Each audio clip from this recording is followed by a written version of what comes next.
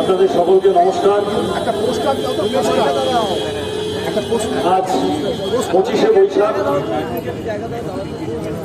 রবীন্দ্র জয়ন্তী। আজ বাঙালির যে সাংস্কৃতিক প্রগতিশীল মনন, তার জন্মদিন।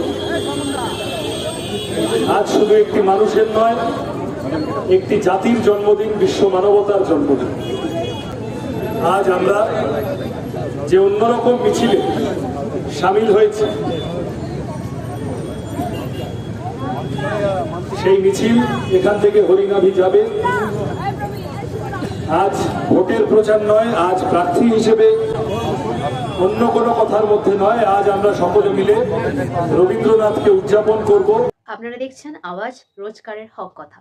For more updates about Awaaz, please subscribe our YouTube channel Rajshekhar thali.